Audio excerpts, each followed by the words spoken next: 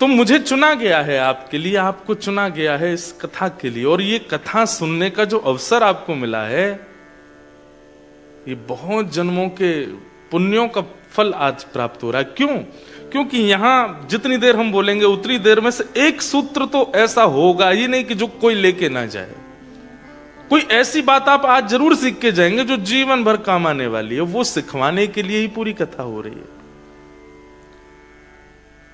और याद रखिएगा कि जीवन के सूत्र बहुत पुण्य करने पड़ते हैं, तब जाकर के ठाकुर जी सूत्र प्रदान करते हैं। हर कोई अर्जुन नहीं बन जाता। महाभारत में गीता का ज्ञान ठाकुर जी ने कहा, लेकिन सुना केवल अर्जुन नहीं। अर्जुन का नाम अर्जुन क्यों? अर्जनात अर्जुन, जो अर्जन करना जानता है, जो इकट्ठा करना जानता है, जो संभालना जानता है, उसको अर्जुन कहते हैं। उसने ही सुना।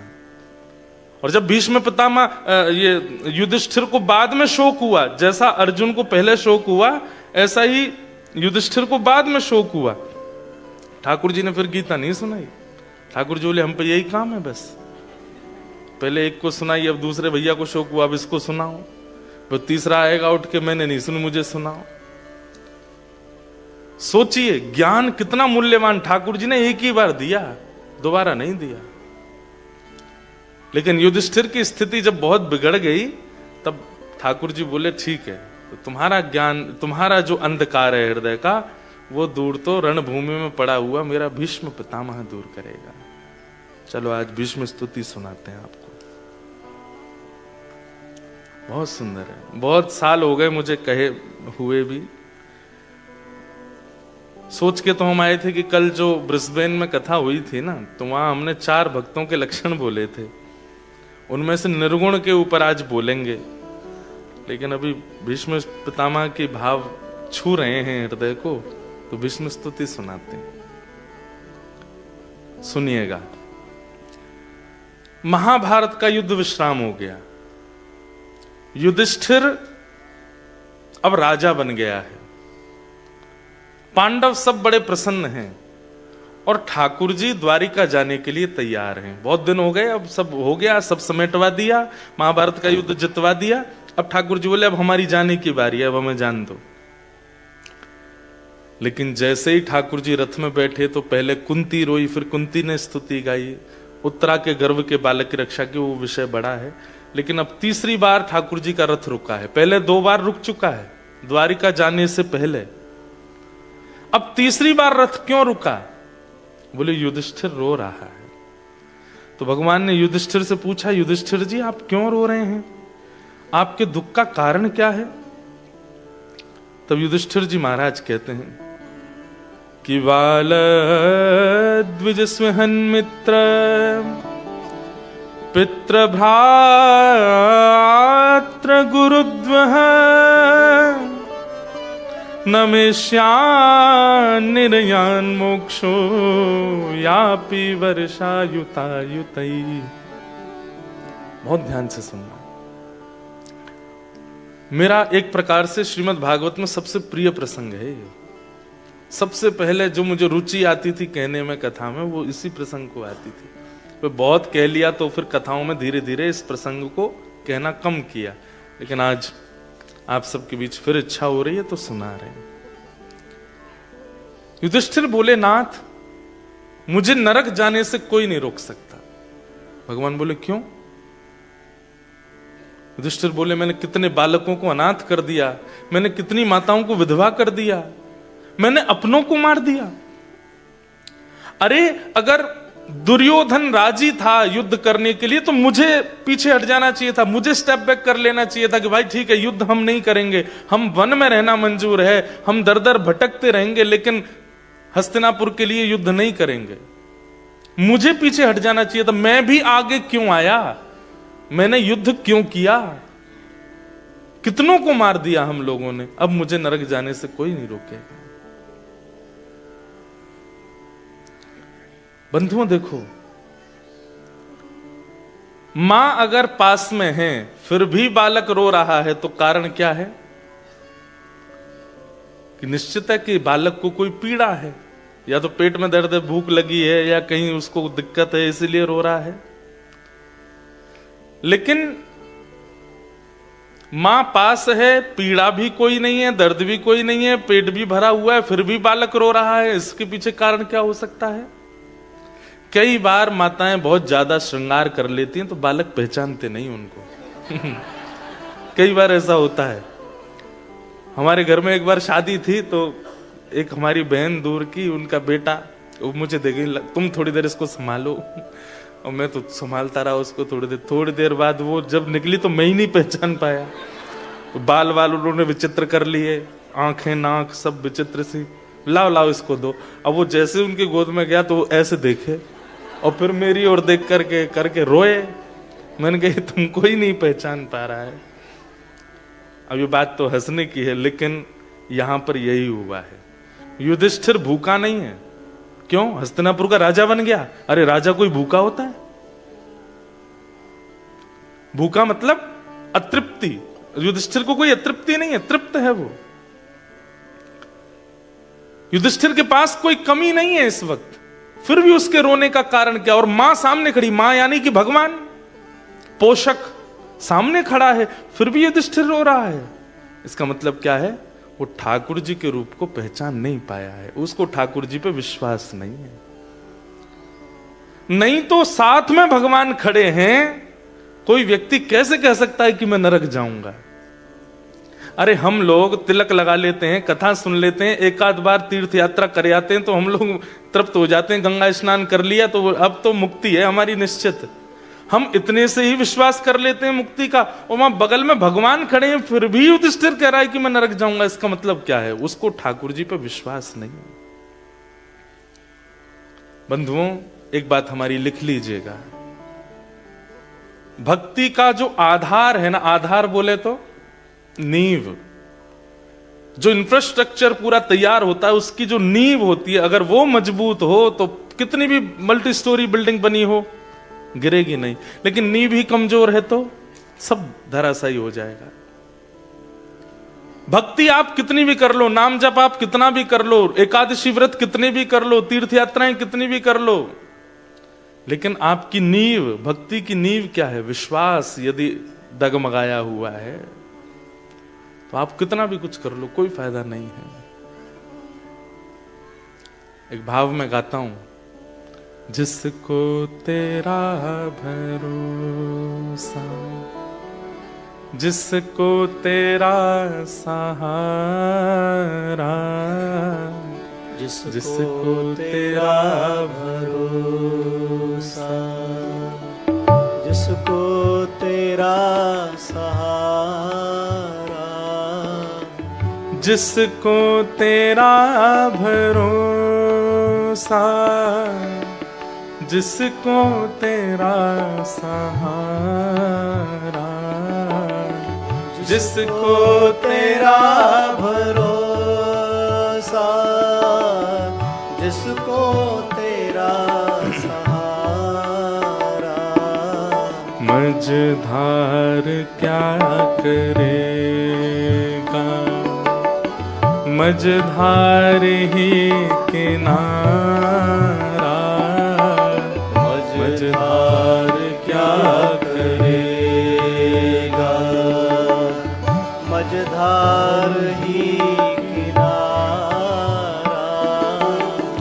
जिसको तेरा भरोसा, जिसको तेरा सहारा, जिसको तेरा भरोसा, जिसको तेरा सहारा, होठों पे नाम तेरा, दिल में उमंग तेरी, होठों पे नाम तेरा, दिल में उमंग तेरी, अलमस्त साफिरूं में छाई तरंग तेरी,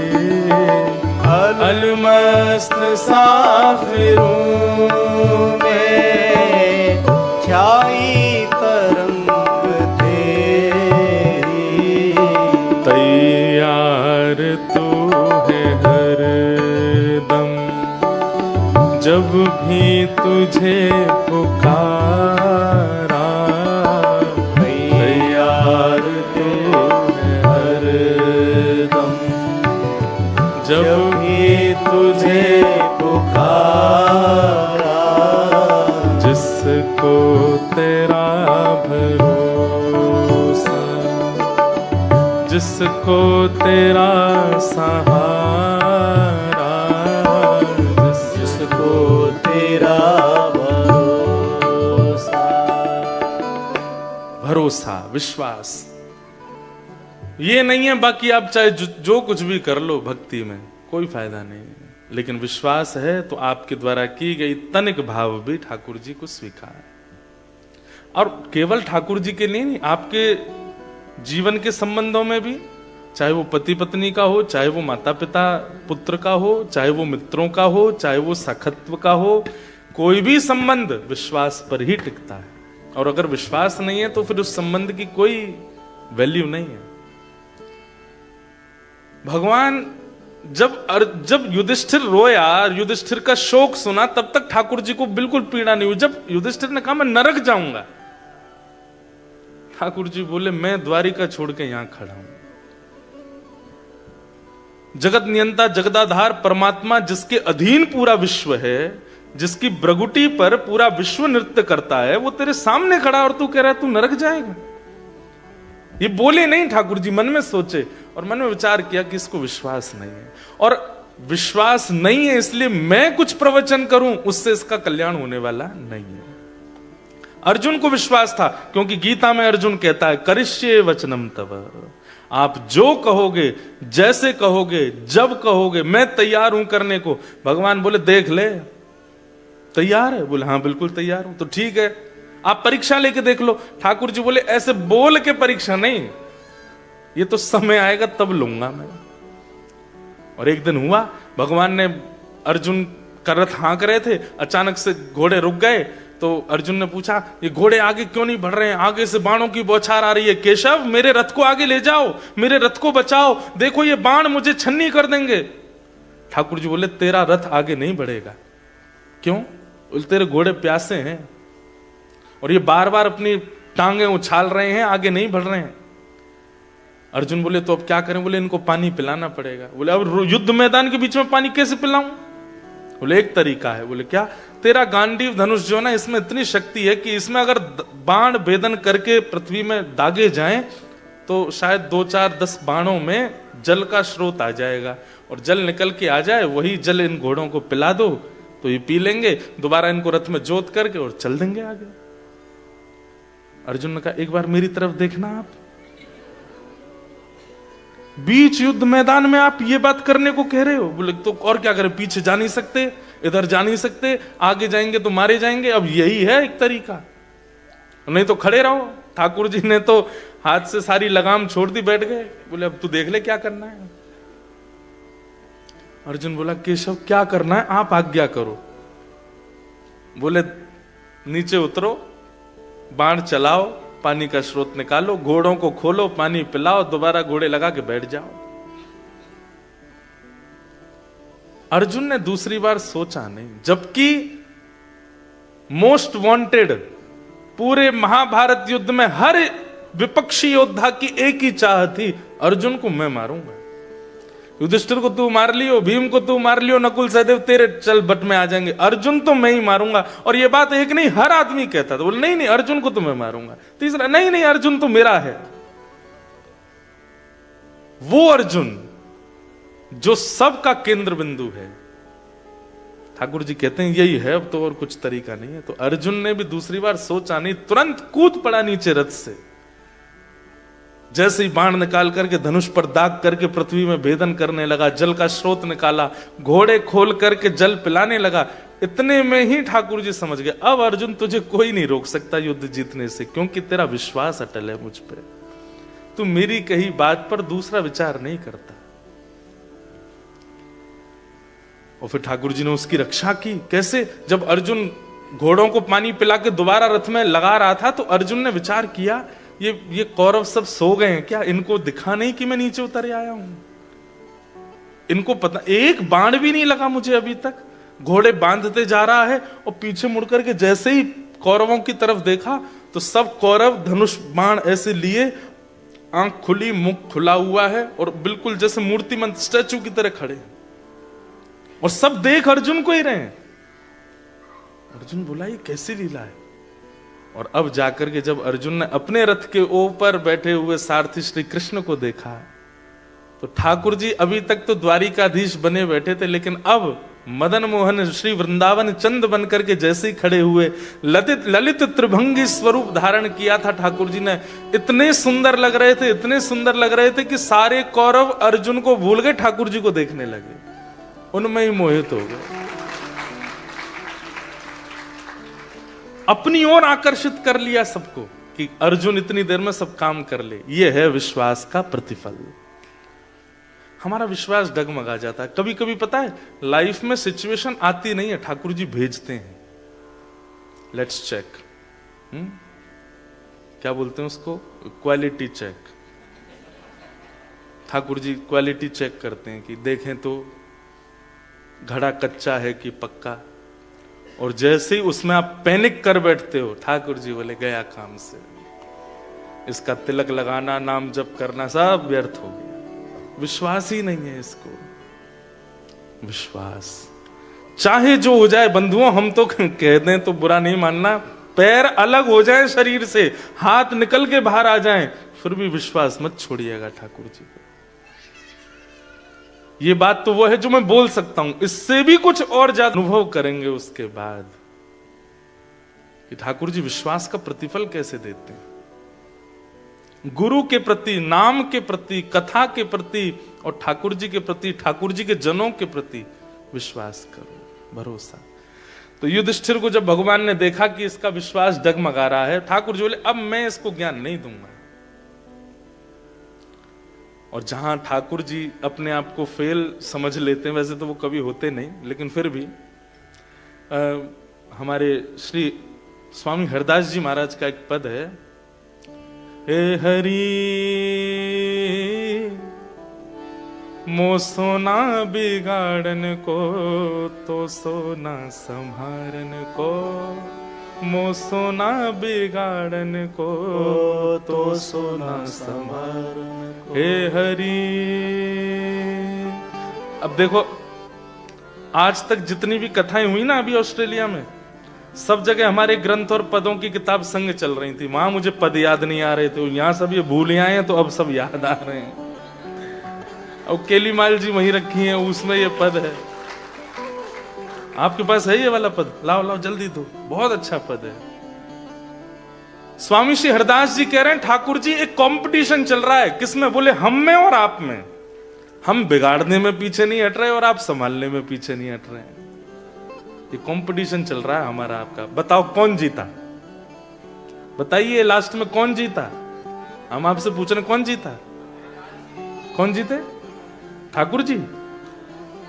अरे नहीं, हरिदास जी तो पद गा रहे हैं। सुनो सुनो, कॉन्सेप्ट सुनो। हरिदास जी कह रहे हैं कि हे हरि मोसो ना बिगाड़न को तो सोना सवार। मोसो को मतलब हरिदास जी अपने लिए नहीं कह रहे, हम सब बिगाड़ने में पीछे नहीं है और आप संभालने में पीछे नहीं है। तोरी मोरी लगी होड़, हमारी और उनकी होड़ लगी है। बताओ कौन जीता लास्ट में? हम जीते।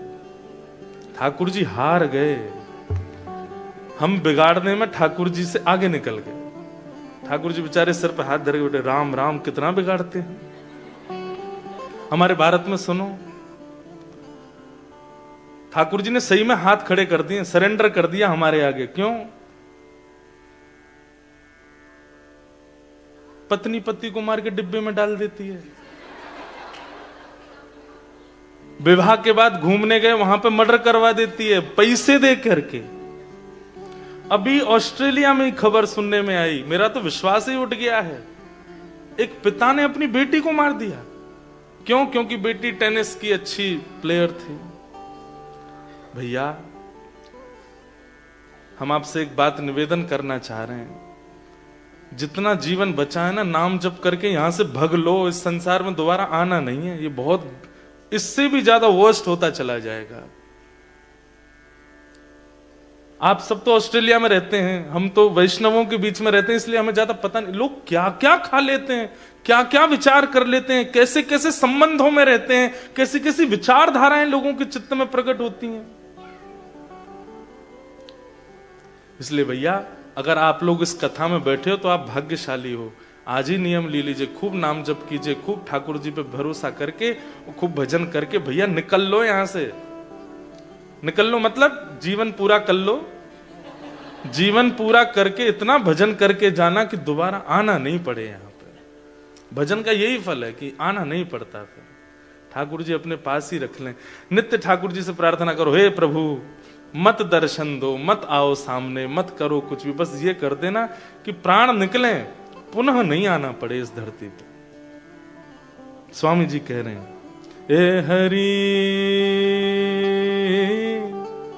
मो सोना बिगाड़न को, तो सोना सवारन को, मो सोना बिगाड़न को, तो सोना सवारन को, मोहि तो ही परी हो, मोहि तो है परी हो, ए हरि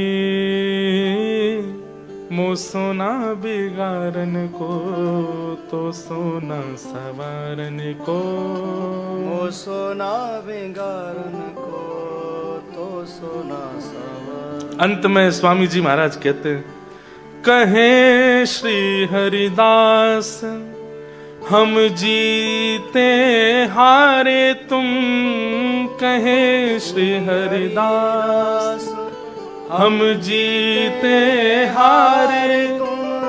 हम जीत गए नाथ, हमने बिगाड़ने में सारी हदें पार कर दी।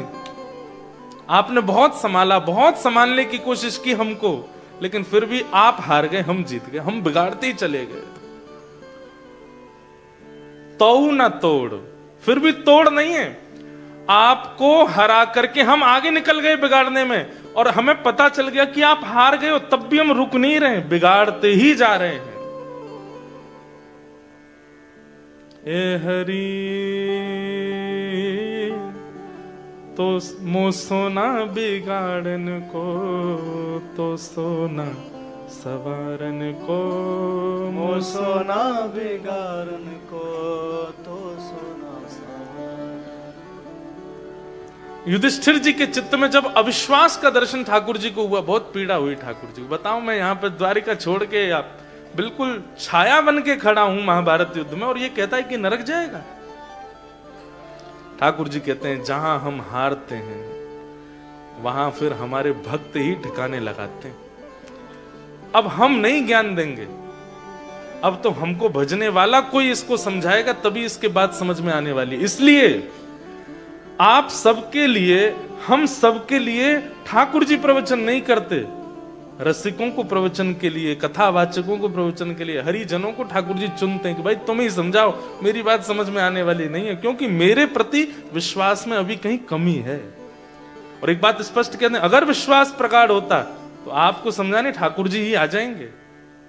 सूरदास के सामने आते थे, कालिदास के सामने आते थे, कृष्णदास, कुम्मन दास, मीराबाई, सबके सामने ठाकुर जी आते थे, क्योंकि उनका विश्वास प्रगाढ़, और जिनका विश्वास प्रगाढ़ नहीं है उनके लिए हरिजनों को आना पड़ता है। ठाकुर जी ने युधिष्ठिर से कहा, अब तो तुमको कोई और समझाएगा। बोले कौन? रणभूमि में मेरी प्रतीक्षा कर रहे हैं बाणों की सैया पर लेटे पितामह भीष्म, उनके पास चलो। भीष्म पितामह का नाम सुनते ही युधिष्ठिर प्रसन्न हो गया। बोले हाँ, वो तो हमारे घर के बड़े हैं। ठाकुर जी बोले, हम बे वही समझावे, वो तो चल बड़ो है। अच्छा, ठाकुर जी छोटे भी हैं ना आयु में, इसलिए भी इन लोगों का भाव कम है ठाकुर जी के प्रति। मतलब प्रेम है, भाव है, लेकिन वो विश्वास नहीं है चित्त में। भगवान बोले, चलो भैया, भीष्म पितामह हमारी प्रतीक्षा कर रहे हैं, रोम रोम में बाण लगा है उनके, लेकिन वो फिर भी प्रतीक्षा कर रहे हैं कि ठाकुर जी आएंगे तभी प्राण त्यागूंगा मैं। बहुत अच्छा प्रसंग है, आप सबसे हमारी प्रार्थना, ये कर्ण पिशाचनी रख दीजिए नीचे, ये कर्ण पिशाचनी है।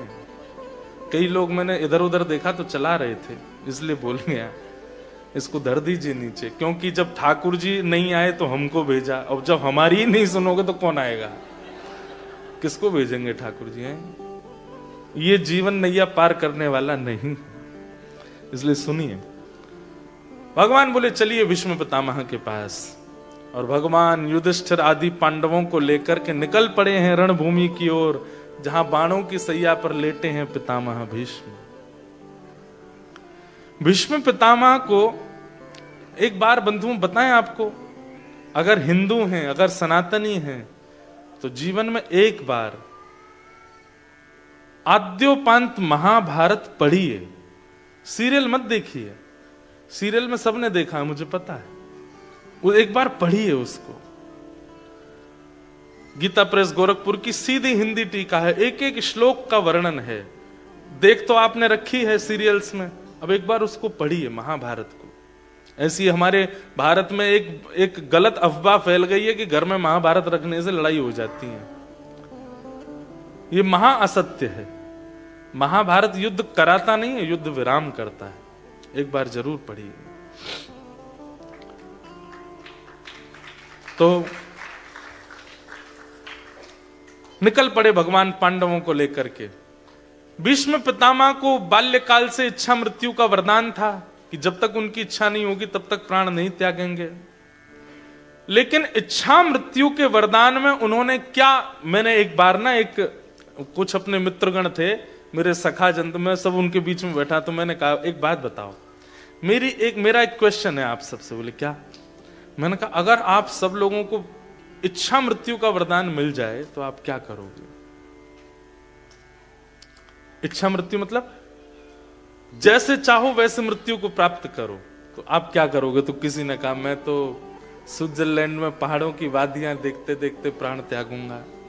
एक हमारे यहाँ चटोरा है सखा, वो बोला कि मैं पहले तो साउथ इंडियन खा लूंगा, उसके बाद गुजराती खा लूंगा, फिर बंगाली खा लूंगा, फिर पंजाबी खा लूंगा, और मैं तो इच्छा मृत्यु करूंगा कि मैं इतना खाऊं कि मेरा पेट ही नहीं भरे, और मैं सारे रसों को चख करके अंत में मुझे सबसे प्रिय पान लगता है, तो पान जैसे ही जाए मुख में पूरा मुंह मेरा रच जाए तब प्राण निकले। मैंने वाह भाई, किसी ने अच्छे अच्छे वस्त्रों के, किसी ने धन के, किसी ने सारे भोग ऐश्वर्य के, सबके रखे इच्छा मृत्यु। तब मुझे याद आई भीष्म पितामह के। इनके पिता शंतनु महाराज ने जब भीष्म पितामह से कहा कि मैं तुम्हें इच्छा मृत्यु का वरदान देता हूं, तुम्हारी जब जैसे इच्छा होगी तभी प्राण निकलेंगे, उसी समय भीष्म पितामह ने नेत्र बंद करके ध्यान कर लिया था।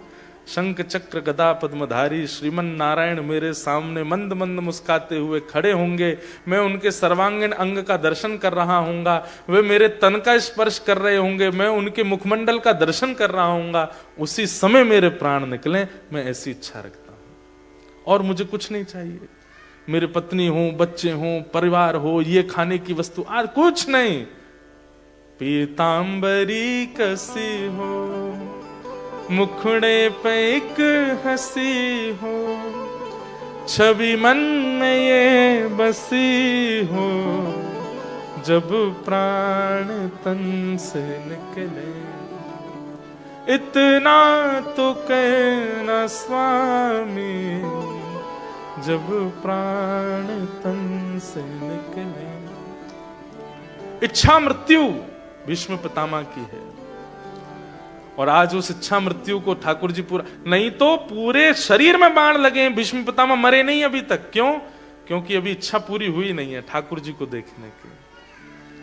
और इतने में ही श्याम सुंदर बाकी अदा से चलते हुए रणभूमि की ओर आ रहे हैं, और जैसे ही भीष्म पितामह को, अभी तक तो भीष्म पितामह ये सोच रहे हैं कि ठाकुर जी भूल तो नहीं गए कि मुझसे मिलने आना है, लेकिन तभी चंदन की सुगंधी आने लगी, सुंदर शीतल हवा अंग को स्पर्श करने लगी, नेत्रों से अश्रु बहने लगे भीष्म पितामह के, कहने लगे आ गए श्याम सुंदर। ये सुगंधी तो उनके तन की है, ये वायु तो उन्हीं का स्पर्श करके आती है।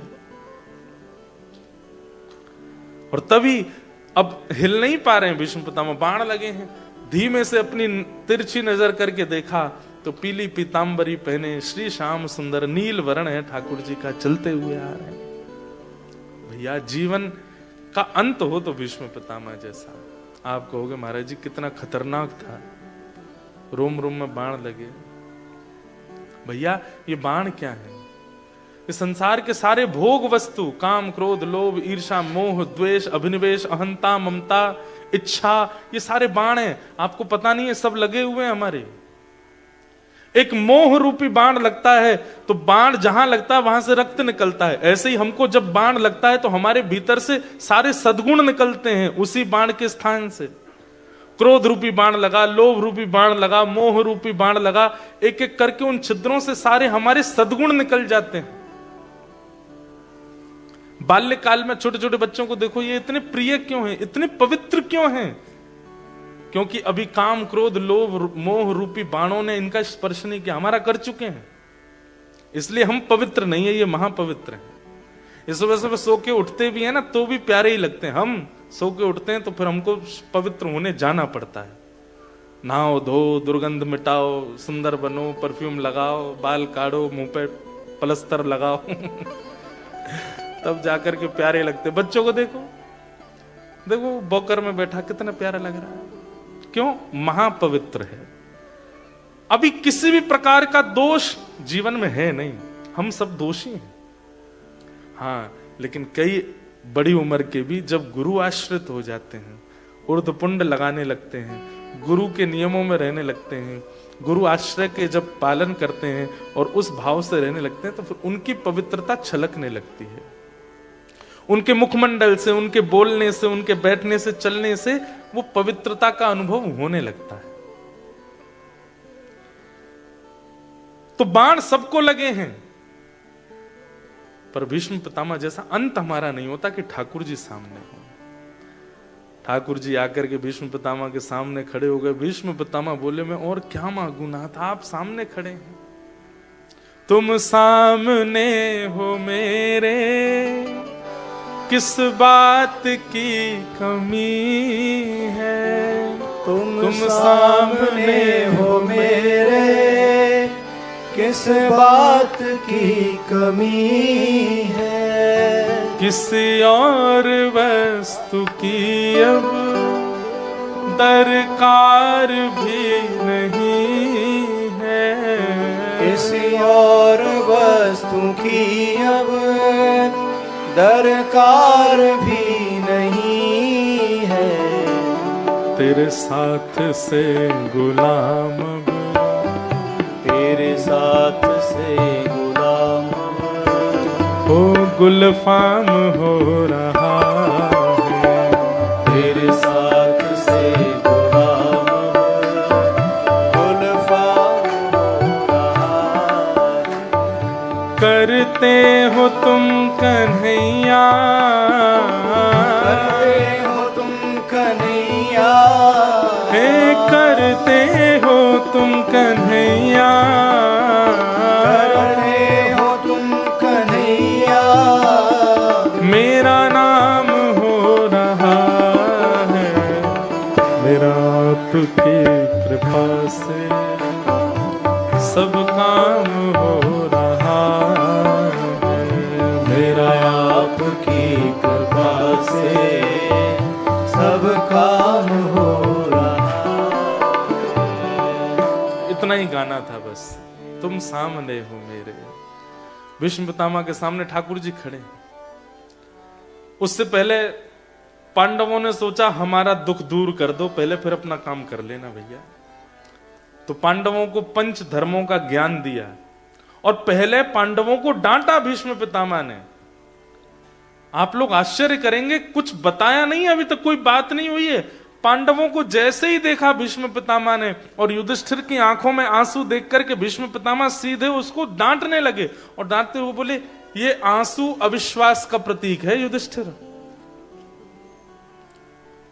ये तुम्हारे संग जो चतुर्भुज रूपधारी खड़ा है, इसको तुम क्या समझते हो? ये तुम्हारा भाई है ये अर्जुन।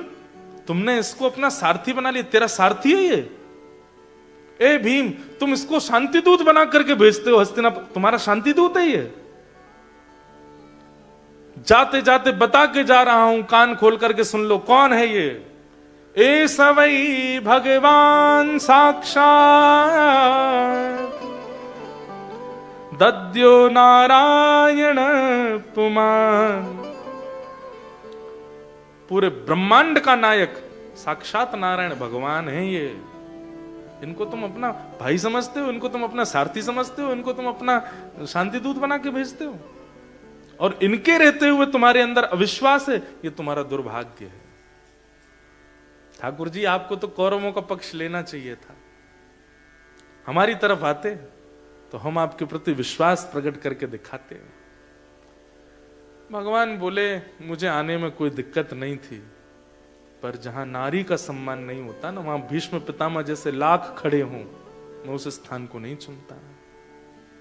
द्रौपदी का चीरहरण किया था दुर्योधन ने, और तुम उसके यहां खड़े थे। भीष्म पितामह सामान्य नहीं है। ठाकुर जी भी वंदन करते हैं भीष्म पितामह को, लेकिन आज भगवान कह रहे हैं, तुम्हारे जैसा तपस्वी, तुम्हारे जैसा गुरुनिष्ठ, तुम्हारे जैसा बाल ब्रह्मचारी भी अगर दुर्योधन का संग करेगा तो गति उसकी ऐसी होगी, देख लो, बाणों की सैया पे लेटे हो। पांडव भले ही इतने योग्य ना हो, मेरे प्रति भले ही थोड़ा भी अविश्वास कर रहे हैं, लेकिन दुराचरण नहीं करते हैं, इसलिए इनका संग कर रहा हूं। भीष्म पितामह ने पांडवों को ज्ञान दिया, अंत में बोले, अब मैं अपना कार्य करूं। ठाकुर जी से बोले, आ जाओ सामने, मेरे नेत्रों के आए। हरि जी मोरे नैनन आगे रहियो, हरि जी मोरे नैनन आगे। सामने ठाकुर जी खड़े, और भीष्म पितामह कहते हैं, मेरी इच्छा मृत्यु है, अब जब तक मैं मर ना जाऊं मेरे सामने ही रहिएगा। एक एक रों को आपके को देखूंगा, नेत्र देखूंगा, नासिका देखूंगा, होठ देखूंगा, आपके सर्वांगीण अंग का दर्शन करते हुए, और अपनी कुछ मन की भावना है वो आपको सुनाना चाहता हूं। और भीष्म पितामह ने यहां पर स्तुति गाई, इसको भीष्म स्तुति कहते हैं। अगर कोई व्यक्ति नित्य भीष्म स्तुति गाता है तो ये बात कंफर्म है, भागवत जी सामने रख करके हम बोल रहे हैं कि अंतिम श्वास जब कभी भी निकलेगी, उससे चाहे 1 मिनट पहले से ही श्री हरि का दर्शन होगा।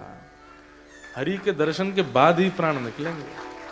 अगर कोई व्यक्ति नित्य भीष्म स्तुति का पाठ करता है तो श्रीमद् भागवत में सबसे पहले हमने जो अध्ययन किया, जो याद किया स्तोत्र, वो यही है, भीष्म स्तुति। भीष्म पितामह गा रहे हैं, पूरी तो नहीं गाऊंगा, पर 2-3 श्लोक गा के फिर उनकी व्याख्या करेंगे और फिर कथा को विश्राम देंगे। बहुत अच्छा है, इसमें ब्रज का भाव भी आएगा।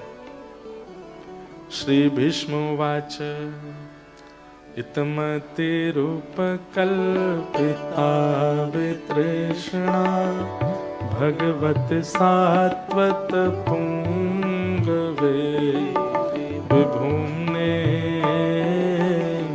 स्वसुखमुपगते क्वचिद्विहर्तुं प्रकृतिमुपेयुषि यद्भवत् प्रवाह त्रिभुवन कमनं तमालवर्णं रविकर गौरवराम्बरं दधाने वपुरलककुला वृताननाब्जं विजय सखेरतिरस्तु मेन वद्या युधितुर गर्जो विधुम्न विश्व कचलुलित श्रमवास्यलङ्कृतास्ये मम निशित शरै निकायुरक्ष्णा त्वचिविलसत्कवचेस्तु कृष्ण आत्मा सपदि सखे वचो निशम्य मध्ये निज परयोर्वलयोरथ परिवेश्य स्थितवती परशैलिकायुरक्षणा हतवती पार्थ सखेरत ममास्तु।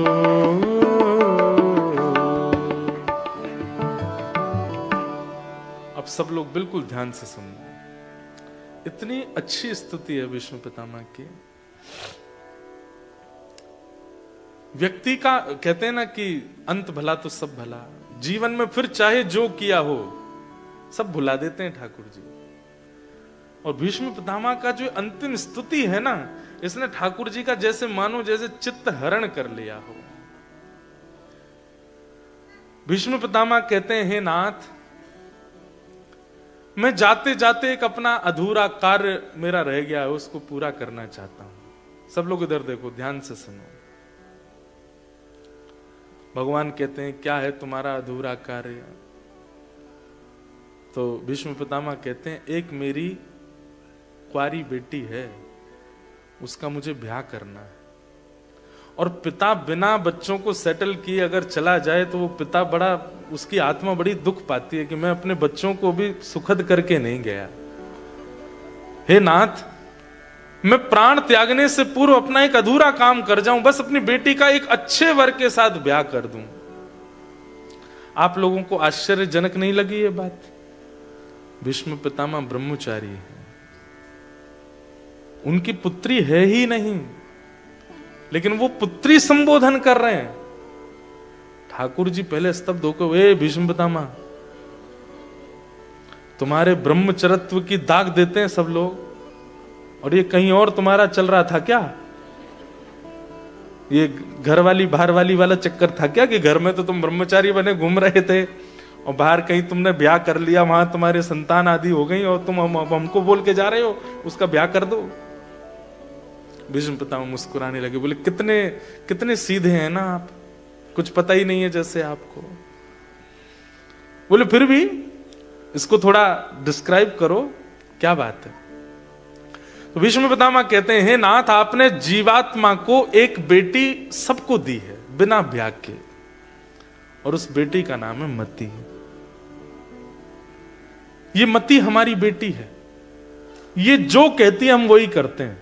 बेटी कौन? जो पिता को अपने वश में रखे। मुझे ये पहनना है तो पिता की थोड़ी प्यारी होती है, पिता के अच्छा ले पहन ले, मुझे यहां जाना है ले चली जा, मुझे ऑस्ट्रेलिया में पढ़ना ले पढ़ ले तू। अभी मैं जब आया ना यहाँ पे जिस फ्लाइट में इंडिया से, तो उसमें एक बेटी आई अपने पिता के साथ। अब उसका एक्सेंट ऐसा था, मुझे लगा वो ऑस्ट्रेलिया की होगी। बात कर रही थी, आप फेमस है ना, मुझे आपके संग फोटो खिंचानी में, लोग खिंचा। तो एक्सेंट देख करके तो लग रहा था कि वो यहीं की होगी। तो फिर मैंने पूछा, आप यहीं रहते हो? नहीं नहीं, मैं पढ़ने आई हूं, पहली बार ही आई हूं। मैंने, वाह, पिताजी महाराज संग में थे। तो फिर मेरे मन में ऐसे भाव आया कि पिता क्या नहीं करता अपने बच्चों के लिए, सब करता है, उसकी इच्छा होती है, और बेटी के लिए तो विशेष रूप से। और जहां कहीं ये पुत्रियों के प्रति जो दुर्भावना पिताओं में आ जाती है, वो पिता है ही नहीं। उनको पिता का मतलब रक्षक होता है, वो राक्षस है उनके प्रति। तो ऐसे तो फिर वो हिरण्यकश्यप वाली कैटेगरी के भी तो आ जाते हैं कहीं कहीं पे, जो प्रहलाद जी को ही मारने तुले रहते थे। तो सुनिएगा, तो भीष्म पितामह बोले कि मेरी, आपने हर इंसान को एक बिना ब्याह की बेटी दी है, उसका नाम है मति। जैसे बेटी अपनी इच्छा पूरी पिता से कराती है, ऐसे ही ये मति भी हमको अपने वश में रखती है। चलो आज गोल्ड कोस्ट में कथा हो रही है, सुनने चलें? तो मति क्या कहती है?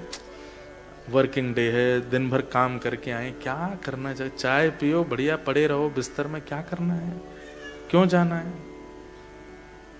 मति की इच्छा होती है तो ही हम क्रिया करते हैं। अगर मति नहीं होती तो उस क्रिया में जाकर के भी हम लोग ऐसे बैठे रहेंगे जैसे कितना प्रेशर है, हम तो भोजन करने आए थे, जल्दी कथा पूरी हो, प्रसाद लें, निकलते बने यहां से। तो मति ये सबको अपने वश में रखती है। इसकी इच्छा हो तो हम जाते हैं, इसकी इच्छा हो तो हम खाते हैं, इसकी इच्छा हो तो हम पहनते हैं, इसकी इच्छा हो तो हम सब क्रिया करते हैं। नाथ, ये जब तक कुंवारी रहती है ना, ये तब तक पिता को नचाती रहती है, लेकिन जैसे ही इसका ब्याह होता है, इसके जीवन में जब पति आ जाते हैं बेटी के जीवन में, तो फिर ये पिता को परेशान नहीं करती, फिर ये पति के अधीन हो जाती है, फिर ये पति जो चाहता है वैसा करती है। हे नाथ, हम सबकी मति कुंवारी है और इस कुंवारी मति के एकमात्र पति आप हैं। अगर आप इसका वरण कर लेंगे तो ये आपके अधीन हो जाएगी, और मति अगर आपके अधीन हो गई तो हमारा जीवन सफल हो जाएगा नाथ। इसलिए मेरा ये अधूरा काम मृत्यु से पहले पूरा कर दीजिए। समझ में आई बात की? यूं ही टप टप बजा दी ताली, आई ना? भीष्म पितामह कह रहे हैं मृत्यु से पहले नाथ मेरी इस मति को आप स्वीकार कर लीजिए, इससे ब्याह कर लीजिए, आप इसको अपने अधीन कर लीजिए। भगवान बोले हमसे ही क्यों ब्याह कराना है, बहुत अच्छे अच्छे वर हैं दुनिया में, किसी और से ब्याह करा दो। तो भीष्म पितामह कहते हैं आपसे बढ़िया कौन मिलेगा? त्रिभुवन कमनम तमाल वर्णम रविकर गौरवराम्बरम दधाने। अरे ऐसो चटक मटक सो ठाकुर, तीनों लोकन हूँ मैं ना। ऐसो चटक मटक सो ठाकुर, तीनों लोकन हूँ मैं ना। हमारा आज गाने का मन कम कर रहा है, एक दो लाइन गा के हमारा यूं होता है कथा तो कहते हैं, अब ऐसे लेट हो गए बहुत। लोकन हूं मैं नाए, तीनों लोकन हूं मैं नाए, हाँ लोकन हूँ मैं नाए, तीनों लोकन हूँ मैं नाए। ऐसो चटक मटक सो ठाकुर, तीनों लोकन हूँ मैं नाए। ओ ऐसो चटक मटक सो ठाकुर, तीनों लोकन हूँ मैं नाए। विष्णु पितामह कह रहे हैं आपसे प्यारा कौन है ठाकुर जी इस संसार में, जिसको मैं अपनी पत्नी बेटी दूं? मेरी बेटी तो आपसे ही ब्याह करेगी। ठाकुर जी बोले केवल सुंदरता नहीं देखनी चाहिए, होने वाले दामाद में केवल सुंदरता है और कर दिया ब्याह, पता चली बुद्धि गुड़गोबर है पूरी, समझदारी भी होनी चाहिए, बहुत सारे गुण देखने चाहिए दामाद में, तब जाके बेटी का ब्याह करना चाहिए। सौंदर्य देख करके ब्याह नहीं, शौर्य भी होना चाहिए। अरे कल को जीवन में अप डाउन आएगा तो बेटी की रक्षा करने वाला हो ना, ऐसा थोड़ी हो कि ब्याह करा दिया और जीवन में विपरीतता आ गई तो बेटी के ही पीछे छुपा है, तुम बचाओ मुझे तो मैं क्या करूं अब, ऐसा थोड़ी होना चाहिए, शौर्यवान होना चाहिए। भीष्म पितामह बोले एक आईना रख लीजिए अपने आगे, क्योंकि जो जो आप गुण बोलते जाओगे मैं सब आप में दिखा दूंगा। ठाकुर जी बोले शौर्य कहां है हम में? अरे राजाओं के डर के मारे बीच नदी, बीच समुद्र में नगरी बना करके रहते हैं हम तो द्वारिका में। लोग बाग ये कहते थे जब ठाकुर जी थे पृथ्वी पे कि राजाओं के डर के मारे समुद्र के बीच में नगरी बना के रहता है कृष्ण, इसको डर लगता है राजाओं से। भीष्म पितामह बोले आप जैसा शौर्य किसका होगा? बोले क्यों? युधितुर गर्जो विधुम्न विश्व क्वच लुलित श्रम वार्य लंकृताश्य मम निशित शरीर विविद्यमान त्वचि विलसत कवचेस्तु कृष्ण आत्मा। आप जैसा शौर्य किसका हो सकता है नाथ? क्यों? बोले अर्जुन को एक बाण स्पर्श नहीं कर पाया महाभारत युद्ध में, क्यों? क्योंकि आप उसके रक्षक थे, आप उसके सामने सारथी बनकर के बैठे थे, जबकि अर्जुन सबका केंद्र बिंदु था, लेकिन उस अर्जुन को एक बाण स्पर्श नहीं कर पाया। इसमें अर्जुन का शौर्य नहीं है, आपका शौर्य है। मैं देखता था जैसे ही बाण चलाया जाता था इतनी द्रुत गति से आपकी नजरें घूमती थी, कहां से बाण अर्जुन के पास आ रहा है। आप तुरंत रथ को इतने इस तरीके से घुमाते थे कि वो बाण इधर उधर से निकल जाता था, एक बाण भी अर्जुन को छू नहीं पाता था। अर्जुन को भले ही लगता हो कि वो गांडीव धनुषधारी है, लेकिन मैं आज कहता हूं अर्जुन तेरी रक्षा इसलिए हुई क्योंकि द्वारिकाधीश तेरे सारथी हैं। तेरी इतनी हिम्मत है कि तू बाणों से बच जाए, वो भी मेरे बाणों से। भीष्म पितामह एक ऐसा बाण छोड़ते थे कि जिसका अभिमंत्र, जिसका नाम बोल के छोड़ा, वो चाहे गुफा में चला जाए, बाण वहां जाके मार देगा। कौन को फोन है भैया? ये मारो है? कौन को है? कोई रीना जी को फोन आ रहा, लो बात कर ले जाओ ले जाओ। आपका ही है क्या फोन है? अरे ब्याह हो गया है महाराज, इनका भी उठा लियो मैंने। जय हो। बोलो वृंदावन बिहारी लाल। वो तो हम कभी कभी सीधे साधे बन के गंभीरता में कथा करते नहीं, तो हमको तो ऊधम ही आते हैं करने। हमको तो लाल जी के संग रहते तो ऊधमों की मन करते रहते, पर ऑस्ट्रेलिया विदेश है इसलिए हम यहाँ ज्यादा कुछ करते नहीं है। क्या बता रहा था मैं? शौर्य। हे नाथ, आप जैसा शौर्य किसका होगा? ठाकुर जी बोले केवल सुंदरता और शौर्य से काम नहीं चलेगा, दामाद को प्रेमी होना चाहिए। और जैसे ही प्रेमी शब्द कहा ना, भीष्म पितामह की आंखों में आंसू आ गए। बोले आप बोल रहे हो प्रेमी? नाथ, प्रेम की जो नदी है ना, वो आपसे ही प्रारंभ होती है और आप में ही रह जाती है, वो कहीं किसी और का स्पर्श भी नहीं कर पाती।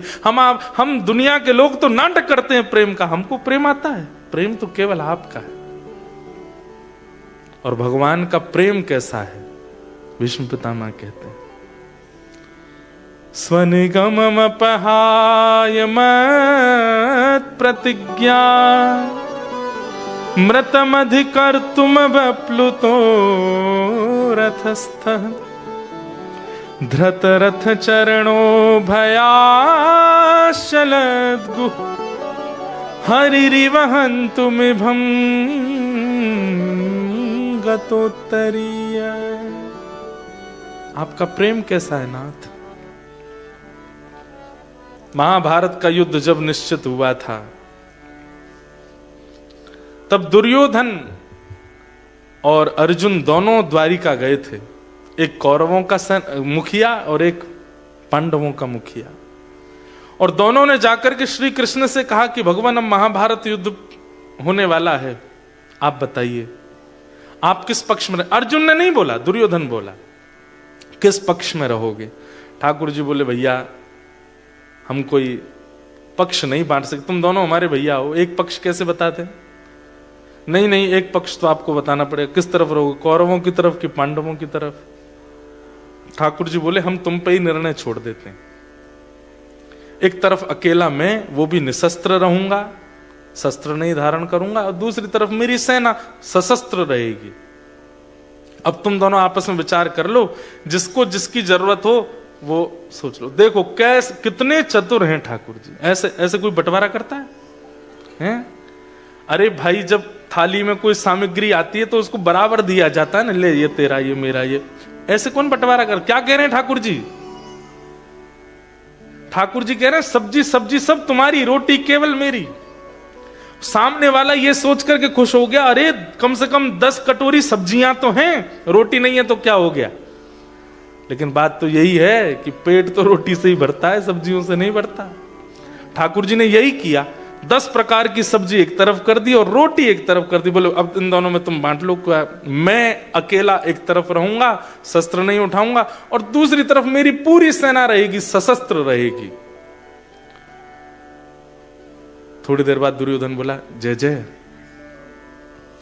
आपका वैसे भी प्रेम बहुत ज्यादा है इन पांडवों से, अर्जुन से आपकी मित्रता बहुत ज्यादा है। कभी कभी हमारे संग तो आप बहुत कम रहे हो ना बचपन से, हमसे कोई गड़बड़ी हो गई तो आपका भोग कैसे बनता है, आप सोते कैसे हैं, आपका बिस्तर कैसा होता है, आपको क्या क्या चीज़ों की रिक्वायरमेंट होती है, हमको तो इतना पता नहीं है, इन लोगों को ज़्यादा पता है। तो हमारी तो ये इच्छा रहेगी आप सुखद विराजेंगे, आप इन्हीं की तरफ जाओ, हमको सेना दे दो। अर्जुन से पूछा, हाँ अर्जुन तुम्हारी क्या इच्छा है? बोले कि मैं राजी हूं, आप हमारी तरफ ही रहो।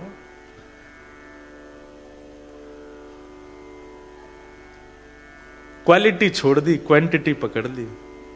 ठाकुर जी को कहा आप जाओ। भगवान चले गए अर्जुन की तरफ और सेना आ गई पांडवों की तरफ। कौरवों की तरफ। लेकिन जब सेना लेकर के वापस आया दुर्योधन, तो यहां सब बड़े लोग बैठे थे देखने के लिए कि श्री कृष्ण हमारी तरफ आएंगे कि नहीं। लेकिन जैसे ही दुर्योधन आया तो सबने पूछा, हाँ भाई क्या हुआ, किस तरफ जा रहे हैं श्री कृष्ण? बोले कृष्ण तो चले गए पांडवों की तरफ, लेकिन उन्होंने अपनी पूरी सेना हमको दे दी है। अच्छा है ना, उन्होंने तो प्रतिज्ञा ली है कि वो पूरे महाभारत युद्ध में शस्त्र नहीं उठाएंगे। सब लोगों को इस बात से कोई फर्क नहीं। सब बोले ठीक है, बिना शस्त्र के रख के क्या फायदा था, ठीक है, अच्छा है, सेना बढ़ गई अपनी और बढ़िया ही रहा। लेकिन भीष्म पितामह तो चिंतन करने लगे। बोले श्री कृष्ण स्वयं शस्त्र हैं, उनको शस्त्र उठाने की आवश्यकता नहीं है, वो स्वयं शस्त्र हैं। और वो सामान्य शस्त्र नहीं है, वो एक ऐसा शस्त्र है पांडवों के पास कि अगर वो नजर उठा करके देख लें तो जो दृष्टि में आएगा वो उसका नाश है उस दिन। अरे दुर्योधन, ये सामान्य सेना का लोभ, और तू सेना लेकर के आ गया कृष्ण को छोड़कर। तुझे कहा था बार बार मैंने कि कुछ भी हो जाए द्वारिकाधीश को छोड़ करके मत आइयो। अरे काका जी आप समझते नहीं है, वो निहत्ते खड़े रहेंगे दिन रात, उनकी आरती थोड़ी करनी है। सुख संपत्ति घर आवे, कष्ट मिटे तन का, ओम जय जगदीश हरे, ये तो दुनिया करती है, हमको तो युद्ध करना है ना, सेना की आवश्यकता है। बोले तू नहीं समझेगा, अब तुझे युद्ध बताएगा कि कृष्ण क्या है, वो बिना शस्त्र के क्या कर सकते हैं, देखना तू युद्ध में। लेकिन वे यदि कृष्ण है तो मैं भी भीष्म पितामह, मैं प्रतिज्ञा लेता हूं, वासुदेव कर चक्र न धरहि तो तुमको मुख न दिखाऊं, लाजत है मेरी गंगा जननी में शंतनु सुत न कहाऊं। यदि महाभारत युद्ध के बीच में प्रण लेने वाले श्री कृष्ण ने कि वो शस्त्र नहीं उठाएंगे, अगर मैंने उनके हाथ में शस्त्र न उठवा दिया तो मेरा नाम भी भीष्म पितामह नहीं।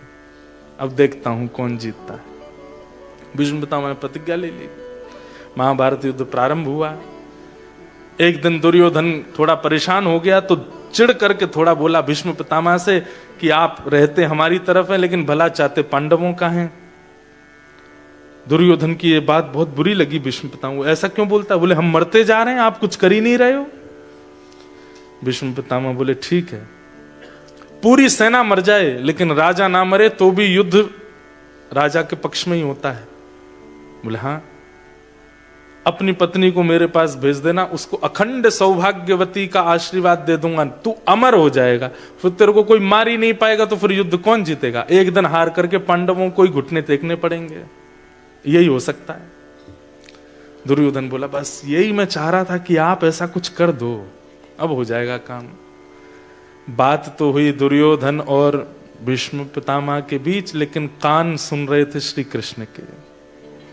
अच्छा तो ये खिचड़ी बननी है भीतर। ठाकुर जी भी बोले कि भाई दुर्योधन की पत्नी है भानुमति, और आज रात में अगर भानुमति को द्रौपदी मैंने नहीं बना दिया तो मेरा नाम भी कृष्ण नहीं है। आशीर्वाद तो मिलेगा भीष्म पितामह का, लेकिन भानुमति को नहीं मिलेगा, द्रौपदी को मिलेगा। भैया महाभारत युद्ध में बहुत इन्वेस्ट किया ठाकुर जी ने। अर्धरात्रि में ठाकुर जी उठे, ऊंची धोती पहनी, सिर पर स्वाफा बांधा और बिल्कुल ग्वारिया का भेष, काजल बड़ा बड़ा लंबा लंबा लगा करके ठाकुर जी हाथ में लालटेन लेकर के पहुंच गए द्रौपदी के पास। देख रहे हैं चोर कोई देख तो नहीं रहा हमको, सिर पर यहाँ पे कारी कमरी डाल रखी है। द्रौपदी के पास जाकर के सोती हुई द्रौपदी सुता को उठाया, चल मेरे साथ जल्दी।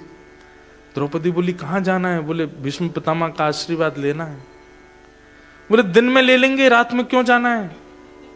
बोले दिन तक अगर सोती रही तो तेरा भाग्य सो जाएगा, महाभारत युद्ध समाप्त हो जाएगा, चल जल्दी। द्रौपदी को उठा के लेकर के, बहन है ना भगवान की, इतना अच्छा वर्णन है। ठाकुर जी द्रौपदी को लेके चले, द्रौपदी धीरे चल रही थी, उसकी जूतियां फंस रही हैं पैरों में। ठाकुर जी बोले रुक यहीं पे, क्या बात है क्यों नहीं चल पा रही? बोले मेरे पैरों में जूतियां हैं। ठाकुर जी बोले उतार दे इनको। ऐसे कैसे उतारते हैं? ये पिताजी के पक्ष से आई हैं, इनको कैसे छोड़ दूंगी? ठाकुर जी अल्लाह मुझे दे। तो द्रौपदी की जूतियों को ठाकुर जी अपने पटका में बांध करके, एक इधर एक इधर, दोनों तरफ जूती बांध के ठाकुर जी हाथ पकड़ के जल्दी चल मेरे साथ। कैसे भक्त वत्सल हैं श्री कृष्ण, कितना प्रेम करते हैं ठाकुर जी। जिससे प्रेम करने पे आ जाते हैं उसके लिए कुछ भी करने को तैयार हैं। जूतियां अपने दोनों पटके के छोड़ में बांध के, और ठाकुर जी द्रौपदी को जल्दी जल्दी समझा रहे हैं रास्ते में, सुन भीष्म पितामह को प्रणाम करियो, और सुन घूंघट करके जाइयो, उघारे मुख से मत जाइयो, और एक शब्द मत बोलियो। अब तेरा मौन शुरू हो गया, अब बोलियो मत। यहां पे भीतर जाना, घूंघट करके भीष्म पितामह को प्रणाम करना। जैसे ही भीष्म पितामह सिर पे हाथ धर दें, तुरंत प्रणाम करके बाहर आ जाना। कुछ बोलें कुछ पूछें तो करके आ जाना, बोलना नहीं है। और ये सब क्यों है, क्या है, कैसे, ये सब बाद में बताऊंगा, अभी बताने का समय नहीं मेरे पास। जल्दी चल। ले गए ठाकुर जी। जैसे ही पहुंचे भीष्म पितामह के शिविर के बाहर, भगवान बोले अब अंदर मैं नहीं जाऊंगा, तू जा। भीतर गई द्रौपदी। भानुमति अभी आई नहीं है। भानुमति कौन? दुर्योधन की पत्नी। उससे पहले द्रौपदी पहुंच गई, और द्रौपदी जैसे ही जाकर के वहां बैठी, भीष्म पितामह ने भजन कर रहे थे, देख लिया कि आ गई है भानुमति। जल्दी जल्दी अपनी माला पूरी करके नेत्रों से लगाई। आ गई तुम, बैठो। हाथ में जल लिया, खड़े होकर के गए, और हे नारायण, अपने संपूर्ण जीवन में मैंने जितना भजन किया है उस सबका प्रताप मैं इस कन्या को देता हूं। अखंड सौभाग्यवती भव। दोनों भुजा द्रौपदी के सिर पर रख करके बोले, तुम्हारा सौभाग्य यानी कि तुम्हारे पति अजर अमर हो जाए, उसको कोई नहीं मार पाएगा। जैसे ही द्रौपदी ने ये आशीर्वाद सुना, अखंड सौभाग्यवती भव, ये तो नहीं बताया था कृष्ण ने कि ये आशीर्वाद मिलेगा। द्रौपदी बोली, ये आशीर्वाद दे रहा अखंड सौभाग्य का, और मेरे सौभाग्यों के पीछे धनुष बाण लेके भागते हैं ये महाभारत युद्ध में, यही पीछे पड़े रहते हैं उनके। एक बार इनको बता तो दूं कि फिर कल से मुझे दिख मत जाना पांडवों के पीछे भागते हुए। तुरंत द्रौपदी ने अपना घूंघट उठा लिया। तो फिर याद रहे, एक नहीं, दो नहीं, तीन नहीं, चार नहीं, पांचों की जिम्मेवारी आपकी है। अगर खरोंच भी आई महाभारत में तो मैं आपसे पूछूंगी। भीष्म पितामह बोले, द्रौपदी तू आए? मैंने तो भानुमति को बुलाया था, तू कहां से आ गई? क्यों, मैं नहीं आ सकती? नहीं, आ तो सकती है, पर मैंने भानुमति को बुलाया था। ये भानुमति द्रौपदी कैसे हो गई? ये तो पूरा महाभारत पलट गया, ये तो सब कुछ पांडवों के पक्ष में चला गया। अरे बिटिया, तुम्हारी विजय हो गई है, आज जीत गए तुम लोग, अब पांडवों की वध हो ही नहीं सकता। द्रौपदी बोली, ये तो मेरा भाग्य है, सौभाग्य, प्रणाम करती हूं, चलती हूं मैं। भीष्म पितामह बोले, सुन, तू अकेली आई रात को, और एक बात बता, तेरे को क्यों लगा कि मुझे आशीर्वाद लेना चाहिए? द्रौपदी बोली, वो सब बात नहीं, बस मैं जा रही हूं, मुझे नींद आ रही है, मैं जा रही हूं। रुक जा, यहीं पर रुक, अकेली तो नहीं आई है तू, कौन आया है तेरे साथ? भीष्म पितामह समझ गए ये बुद्धि कोई और लगा ही नहीं सकता है, एक ही है इनके पास। इसीलिए तो भीष्म पितामह कहते हैं कृष्ण स्वयं शस्त्र है भैया। कौन आया तेरे साथ में? बोले, हमारा ग्वारिया आया है, गायों का दूध निकालता है, वो आया है, जरा मिलवा तो मुझे, मैं भी देखूं कैसा ग्वारिया थे। चल करके भीष्म पितामह गए। हाँ रे भैया, कहां है ग्वारिया? ठाकुर जी ने जैसे ही भीष्म पितामह को देखा, ठाकुर जी चौकड़ी मार के भागे वहां से। बोले, ये बोल गई होगी भीतर जाके जरूर। भीष्म पितामह बोले, रुक जा रुक जा रुक जा, वहीं रुक जा। ठाकुर जी रुक गए। भीष्म पितामह बोले, इधर आओ। हाँ भाई, कौन से ग्वारिया हो तुम? बोले, मैं गोपाल ग्वारिया। गोपाल ग्वारिया, इधर आओ। सिर पर से जैसे पटका हटाया, मोर पिच्छ जो छिपा हुआ था वो प्रकट हो गया। आकाश में चंद्रमा अपने आप को रोक नहीं पाए। श्री कृष्ण की ऐसी मधुर झांकी अभी हस्तिनापुर में प्रकट हुई है। अरे भाई, कोई प्रकाश तो करो ठाकुर जी के ऊपर। जैसे मेन कैरेक्टर स्टेज पर आता है तो सामने से फोकस लाइट पड़ती है, जैसे हेलोजन पड़ती है, ऐसे ही ठाकुर जी थोड़े ओझल से दिख रहे हैं, अंधेरा हो रहा है, तो चंद्रमा स्वयं को रोक नहीं पाए। द्वितीया तृतीया का चंद्रमा था, लेकिन चंद्रमा ने विचार किया, ऐसे सुंदर ठाकुर जी ऊंची धोती पहने हैं, उधरी सी बगलबंदी पहने हैं, काला पटका सिर पर कंधे पर डाले हैं, काजल लगाया है, कोई आभूषण नहीं पहना है, ऐसे सुंदर ठाकुर जी का दर्शन तो किया जाए। तो द्वितीया का चंद्रमा, तृतीया का चंद्रमा आज असमय पर पूर्णिमा हो गया और पूर्णिमा होकर के ठाकुर जी को प्रकाशित करने लगा। भीष्म पितामह के पहले तो नेत्र सजल हो गए रूप माधुरी देख करके, भक्त है ना कृष्ण के। लेकिन थोड़ी देर बाद बोले, छलिया कपटी माखन चोर, मरकट बंधु बंदरों के यार, कैसा दिमाग चलता है तुम्हारा, सबकी सोच से परे जाते हो, कैसे कर लेते हो ये सब। ठाकुर जी बोले, हम जय जय हैं। कौन है? जय जय, बचपन से ही जय जय हैं हम, कोई माने ना है बात दूसरी है। भगवान बोले, रुक जा जय जय, अभी बताऊंगा। भीष्म पितामह ने तुरंत द्रौपदी से कहा, द्रौपदी मैंने आशीर्वाद दिया है अखंड सौभाग्यवती का, मैं ही जिम्मेवारी देता हूं इसको, ये पांचों की रक्षा करेगा। मैं तो धनुष चलाऊंगा, मैं तो धनुष उठाऊंगा, बाण चलाऊंगा, लेकिन उन पांचों को बाण ना लगे ये जिम्मेवारी इनकी है। इसलिए जो तू बात मुझसे कह रही थी ना भीतर की, खरोंच भी आई तो मैं आपसे सवाल करूंगी, अब मैं तुझे कह रहा हूं, मैंने वरदान दिया है कि तेरे पांचों पति अखंड सौभाग्य उनका हो जाए, पर मैं ही जिम्मेवारी देता हूं कि पांचों के प्राण की रक्षा करने की जिम्मेवारी इसकी है। इसलिए खरोंच आवे तो इससे पूछना, मुझसे नहीं। मैं तो अपना कर्तव्य करूंगा, धनुष बाण चलाऊंगा। और सुन श्री कृष्ण, कल से महाभारत का नेतृत्व मैं करूंगा, देखता हूं तुम कैसे बचाते हो पांचों को। भीष्म पितामह भीतर चले, भगवान बोले, मिल गई शांति। क्यों बोली भीतर जाके? राहत मिल गई होगी, आत्मा तेरी तृप्त हो गई होगी। अरे तो उन्होंने क्या गलत कहा? पांचों की अरे वो ये सब नहीं, वो अपनी प्रतिज्ञा करे बैठे हैं कि मेरे हाथ में शस्त्र उठवाना है उनको, और वो उठवा के ही मानेंगे।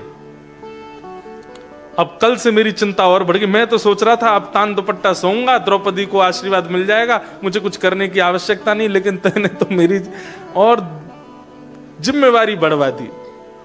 और अगले दिन महाभारत युद्ध जैसे शुरू हुआ। आज भीष्म पितामह अलग ही तेज में आए हैं, ऐसे बाण चलाते हैं कि महाराज एक साथ सेना के कितने योद्धाओं को नष्ट करने लगे।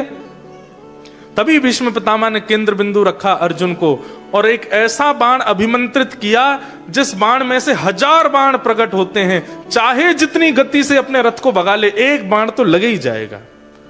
उस बाण का मंत्र जैसे अभिमंत्रित करने लगे, ठाकुर जी देखो कितनी द्रुत कान लगा के सुन लिया इतनी दूर से कि कौन सा बाण चला रहे हैं। ठाकुर जी बोले, इस बाण से नहीं बच पाएगा अर्जुन, इसके लिए तो फिर मुझे सुदर्शन चक्र धारण करके विराट रूप शंख चक्र गदा पद्म लेने पड़ेंगे, तभी कुछ हो सकता है, नहीं तो इस बाण से मैं कितनी भी द्रुत गति से भगा लूं, 1000 बाण कोसों तक, योजनों तक जाएंगे और अर्जुन को छोड़ेंगे नहीं। भगवान बोले, अब क्या करूं क्या करूं क्या करूं, कैसे बचाऊं क्या करूं।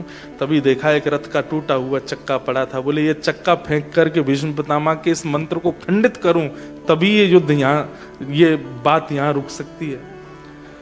नजर तो है भीष्म पितामह पर, और तुरंत ठाकुर जी रथ से कूदे, टूटे हुए चक्के की ओर दौड़े।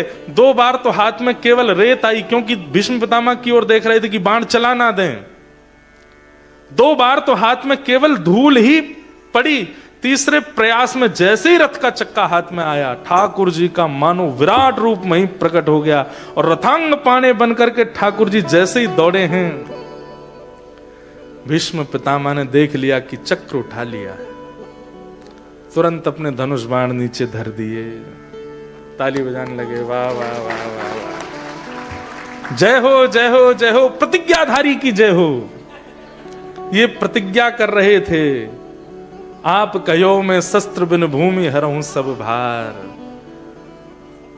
सब ताली बजाने लगे, बोले आप तो कह रहे थे कि आप शस्त्र नहीं उठाओगे। हाँ भाई, कहां गए प्रतिज्ञाधारी, देख लो भैया सब लोग। और सब वहां पे युद्ध समाप्त हो गया, सब हंसी करने लगे, जोर जोर से हंसे, पेट पे हाथ धर धर के हंसे, लोट लोट के हंसे। ठाकुर जी सबको देखे ना, बोले रुक जाओ बेटा, बताऊंगा तुमको, हंस लो। लेकिन भीष्म पितामह की ओर देख करके ठाकुर जी ने जो उत्तर दिया, डार चक्र हरि हस पड़ो, दियो उत्तर ब्रजराज। आज ब्रजराज उत्तर दे रहे हैं कि मैंने चक्र क्यों उठाया। बोले क्यों उठाया? आज तजी प्रतिज्ञा मोरी मैं तोरी प्रतिज्ञा काज। क्या? अरे सुन तो लो बात पहले पूरी। अद्भुत हैं ऑस्ट्रेलिया वाले।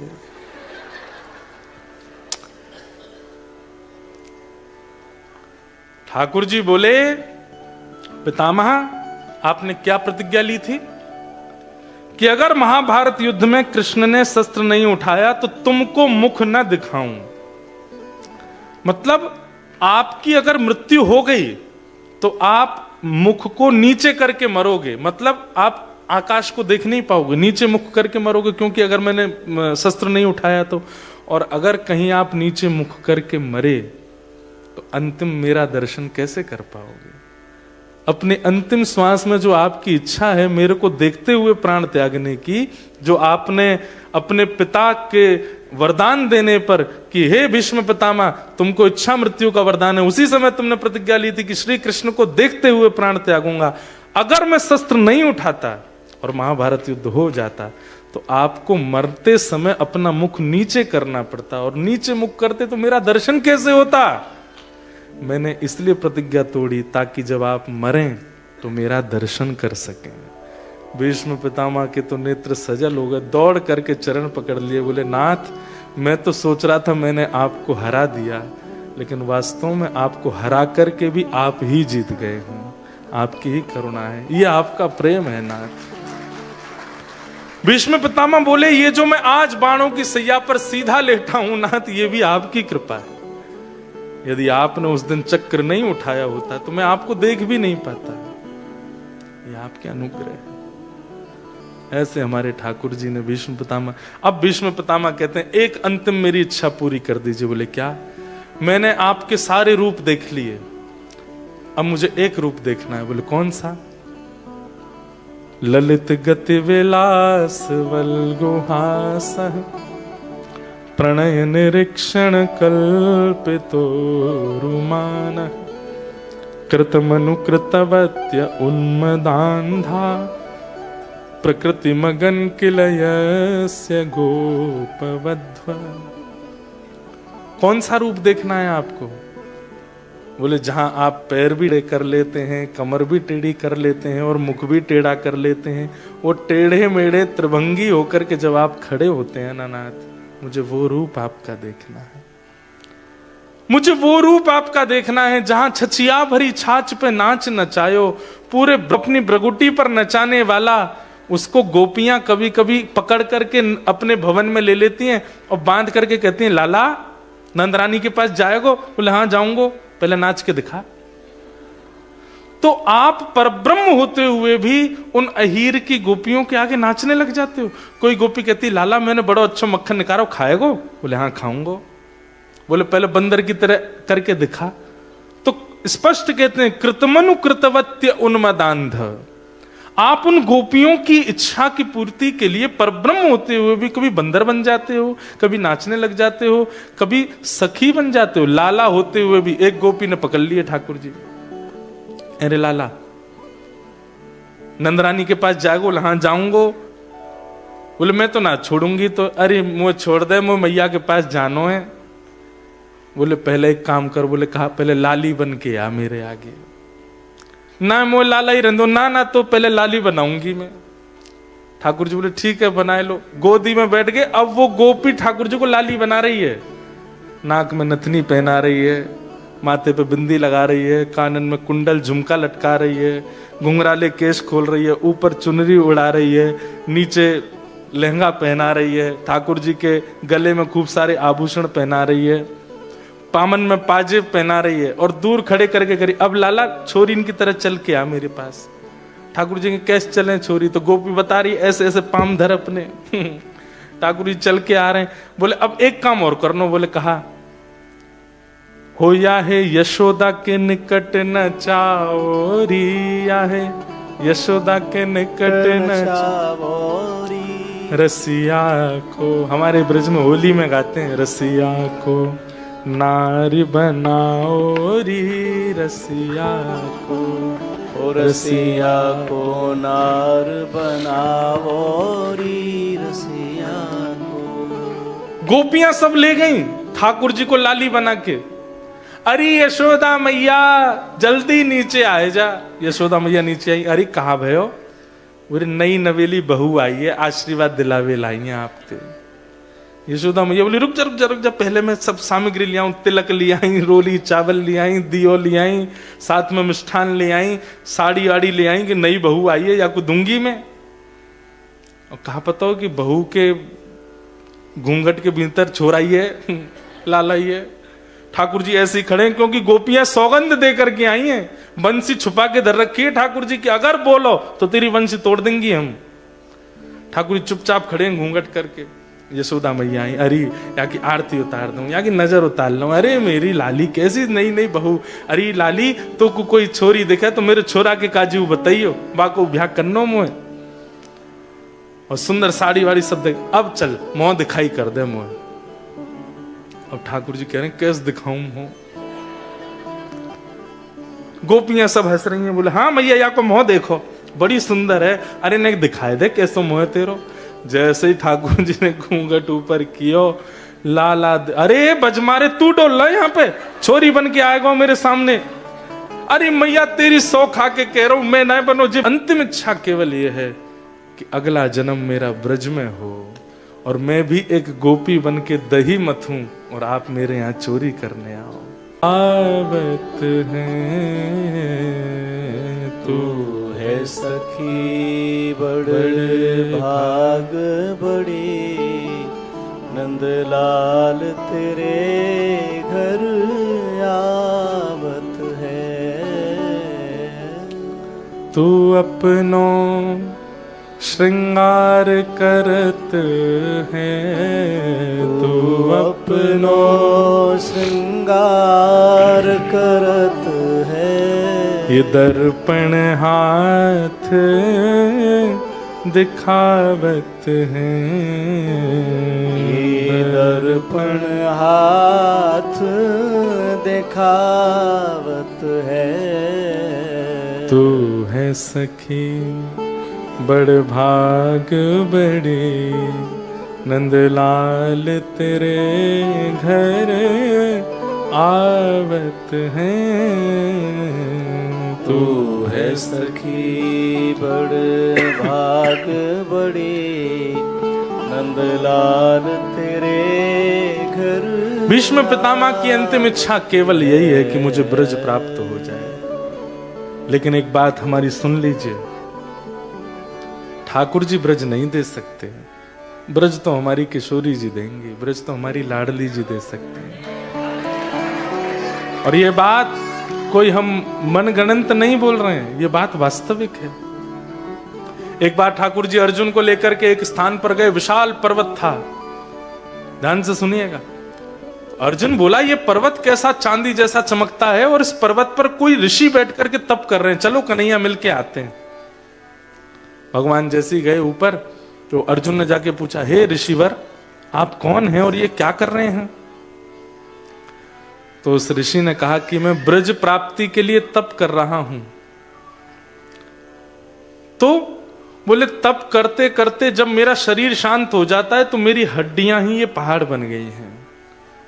तो अंदाजा लगा लो मैंने कितने जन्मों से तप कर रहा हूं लेकिन अभी तक मुझे ब्रज मिला नहीं है। अर्जुन बोले अरे अब तुमको मिल जाएगा क्योंकि मैं साक्षात कन्हैया संग लेके आया हूं। रुको, अर्जुन उठ के गया, ठाकुर जी इसकी ऐसी ऐसी है, देखो कितना जीवन निकाल, पर्वत बन गई इसकी अस्थियां, कितने जन्म गवा दिए इसने, अब आप साथ में आए। शायद हम लोग इस रास्ते पर इसीलिए आए कि आपको इस पर कृपा करनी है, चलो अब इसको ब्रज दे दो। ठाकुर जी चुपचाप खड़े हैं। बोले क्या हो गया? बोले जो चीज हमारे वश में नहीं वो हम कैसे दें? बोले मतलब? बोले भैया सिद्धियां ले लो, नवनिधियां ले लो, तीनों लोक ले लो, ब्रह्मांड ले लो, लेकिन वृंदावन मेरा हृदय है और हृदय की स्वामिनी मैं किशोरी जी को बना चुका हूं। वो आज्ञा करेंगे तो ही मिलेगा, नहीं तो नहीं मिल सकता। मैं भी अगर चाह लूं कि इसको वृंदावन मिले, नहीं मिलेगा, क्योंकि वृंदावन मेरा हृदय है और उस हृदय का स्वामित्व मैंने किशोरी जी को दे रखा है। वो चाहेंगी तो ही मिलेगा, नहीं तो नहीं मिल सकता। तब अर्जुन बोला अच्छा मतलब इस ब्रह्मांड में भी कोई ऐसी वस्तु है जो आपके वश में नहीं है देना? बोले हाँ, एकमात्र 84 कोस। बोले पूरे विश्व में कुछ भी देने की सामर्थ्य हमारे पास है, लेकिन ये 84 कोस हम नहीं दे सकते। ये तो किशोरी जी देती हैं, ये तो लाडली जी देती हैं, तो बरसाने वाली देती हैं, उन्हीं की कृपा से ही मिल सकता है। ऐसी हमारी वृषभानु दुलारी। मानो भीष्म पितामह को सांकेतिक रूप से ठाकुर जी ने आज्ञा कर दी अंत में कि अब तुम्हारी अंतिम इच्छा पूरी करने के लिए तो तुमको किशोरी जी को प्रणाम करना पड़ेगा, उनके चरणों में वंदन करना पड़ेगा।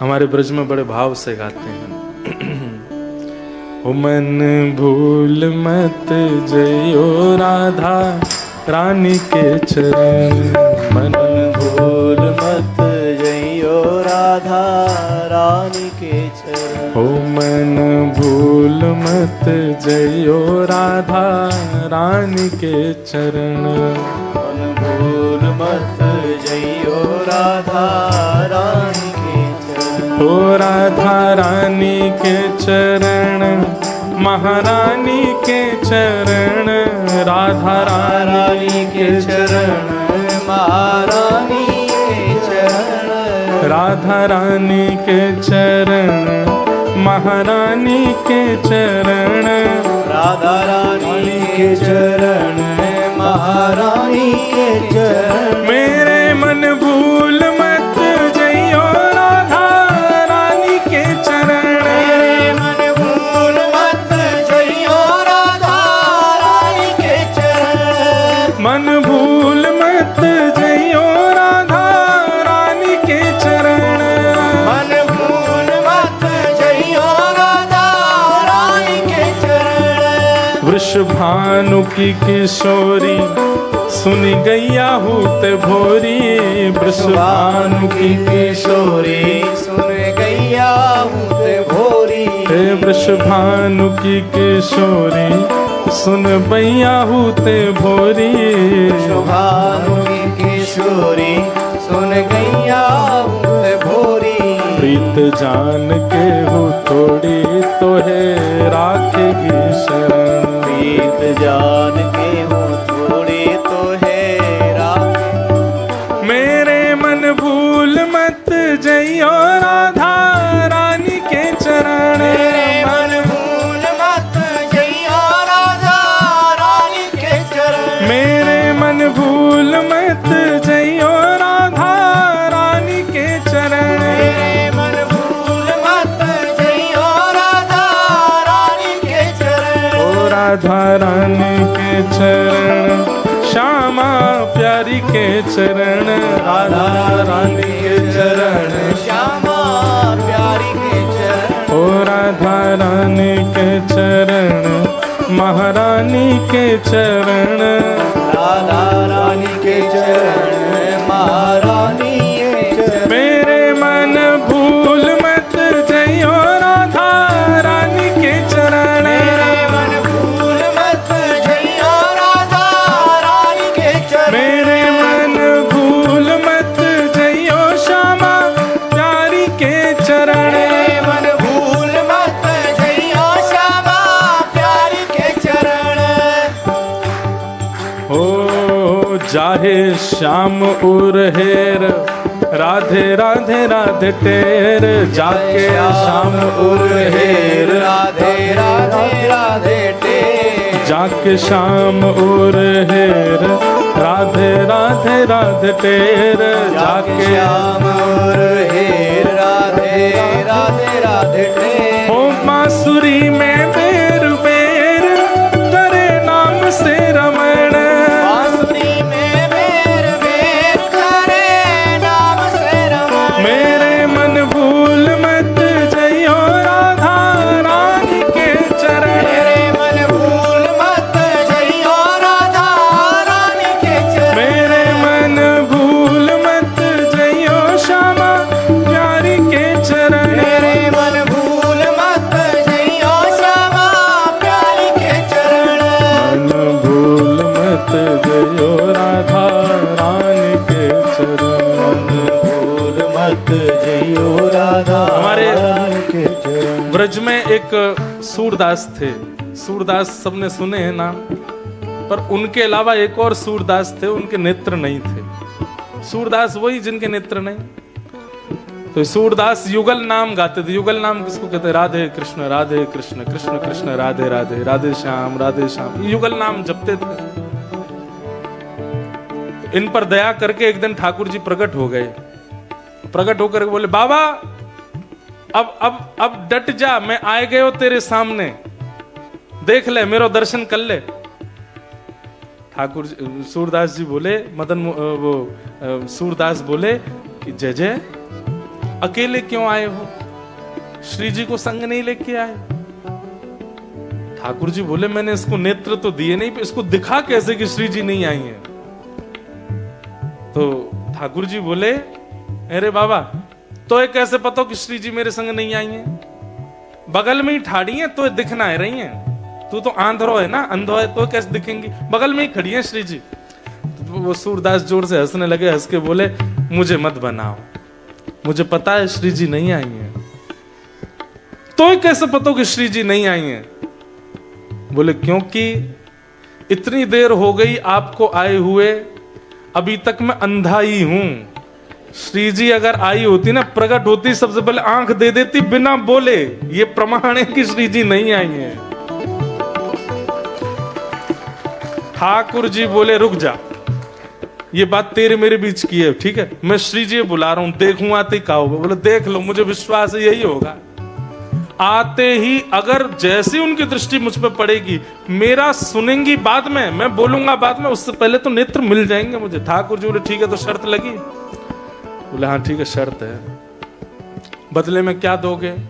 ठाकुर जी बोले, हर दिन हम दोनों युगल प्रकट होंगे, जब तक तू जीवित रहेगा तो दर्शन देंगे, अगर श्री जी ने ऐसा कर दियो तो।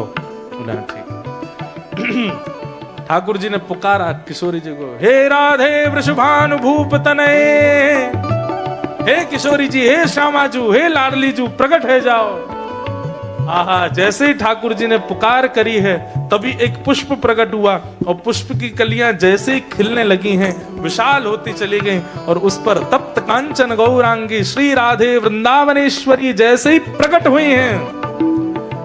प्रकट होते ही किशोरी जी ने सामने उस सूरदास को जैसे ही देखा, ठाकुर जी बुला रहे हैं, पर ठाकुर जी की ओर ने जैसे ही नेत्र खोल करके सूरदास को देखा, तुरंत किशोरी जी ने नेत्र बंद करके दोनों भुजा उनके नेत्रों पर फेरी, और उनके नेत्र प्रकट हो गए। और जैसे ही नेत्र प्रकट हो, फिर बोली, हाँ श्याम सुंदर, आपने बुलाया था हमको, बढ़िया किया आपने आकर के, हार गए हम तो, अब क्या करना है?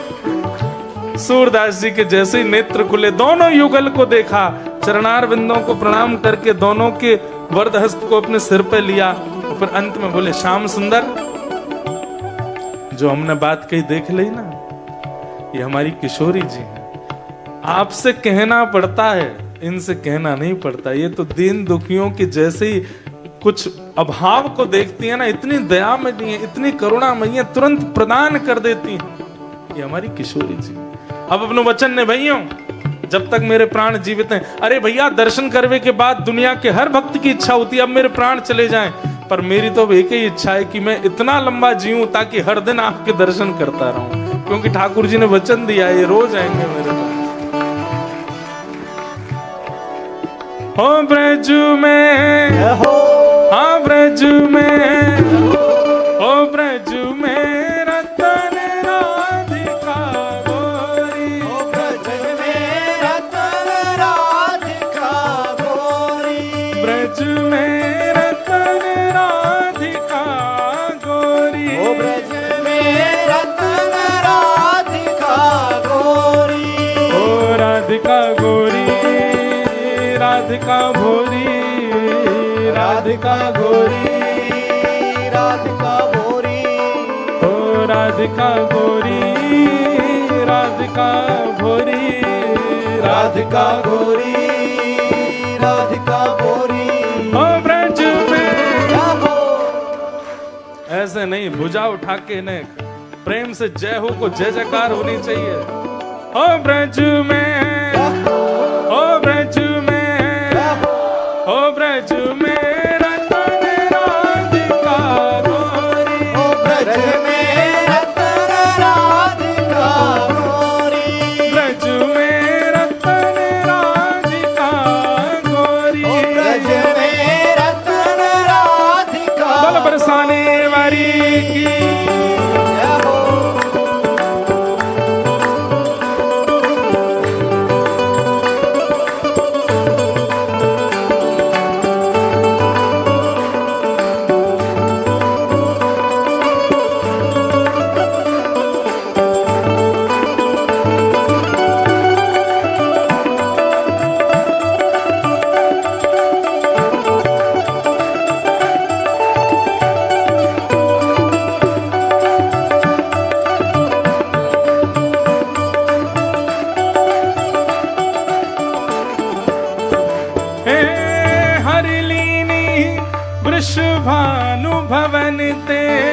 हरलीनी वृषभानुभवन ते हरलीनी वृषभानुभवन ते हरलीनी वृषभानुभवन हे वृषभानुभवन ते वृषभानुभवन वृषभानुभवन ते वृषभानुभवन ते हरलीनी वृषभानुभवन ते हरलीनी वृषभानुभवन ते ओ नंद सुवन की जोड़ी सुवन की जोड़ी ओ ब्रज में ओ ब्रज में ओ ब्रज में रतन राधिका गोरी ओ ब्रज में रतन राधिका गोरी ओ ब्रज में रतन राधिका गोरी में रतन राधिका गोरी ओ राधिका गोरी राधिका भोरी राधिका गोरी राधिका गोरी हे राधिका गोरी राधिका भोरी राधिका गोरी राधिका गोरी ओ ब्रज में ओ ब्रज में ओ ब्रज में रतन राधिका गोरी ओ ब्रज में रतन राधिका गोरी ब्रज में रतन राधिका गोरी ब्रज में रतन राधिका गोरी ओ कृष्णदास प्रभु गिरधर नागर कृष्णदास प्रभु गिरधर नागर कृष्ण